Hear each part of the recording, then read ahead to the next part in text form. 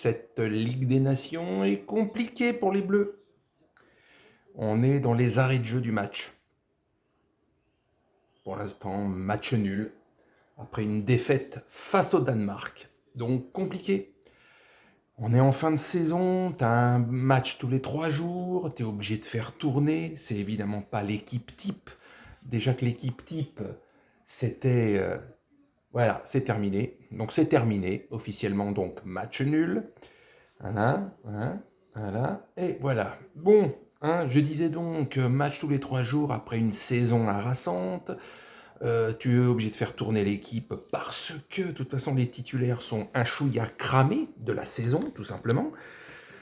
Ça, même si cette équipe-là, bis, entre guillemets, avait battu la Croatie, on sait très bien que la moitié de l'équipe n'était pas l'équipe titulaire pour la prochaine Coupe du Monde. Donc ça n'aurait pas donné d'avis importantissime. Peut-être certains joueurs pour gagner des points et d'autres pour en perdre. Bon, le bilan de ces 2 matchs, hein, entre le Danemark et la Croatie, hein, la Ligue des Nations n'est pas finie, mais c'est mal barré pour aller au Final Four, etc. etc. Donc voilà, que ça se termine le plus rapidement possible, hein, que les joueurs aillent se reposer finalement, hein, ça sera pas plus mal.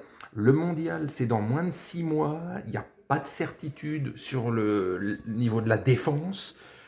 Il y a un peu plus de certitude au niveau de l'attaque et du milieu, même si Tchouaméni a fait sa part de boulot, mais Kanté a encore sa place évidemment, et il y a Pogba, on ne sait jamais, dans une compétition comme le mondial, il peut être au top, alors que dans une saison entière, il est 50% du temps à la ramasse.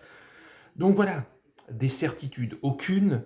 Le fait qu'ils vont complètement merder, faut pas non plus raconter de la merde. Ils peuvent faire des choses très moyennes avant un mondial et faire un grand mondial, et le contraire aussi, être flamboyant les matchs d'avant et merder lors de la compétition. Donc là, ces 2 matchs, c'est très très très moyen, mais rien n'est perdu pour le mondial. Mais là, à ce jour, on va dire, ça rassure pas des masses. Ça te fait pas de toi l'un des 2-3 grands favoris. Sur le papier, oui, mais sur le terrain, là, je mets pas la France parmi les 2-3 grands favoris pour le mondial. Au jour d'aujourd'hui, même si ça se dit pas au jour d'aujourd'hui, mais à ce jour, il n'y a pas de certitude que la France peut aller au bout de la compétition, mais il n'y a rien qui dit à 5-6 mois de la compétition qu'à cause de ces 2 matchs-là, elle va cramer, elle va même pas passer le premier tour. Voilà, on va se calmer dans un sens comme dans l'autre. Salut.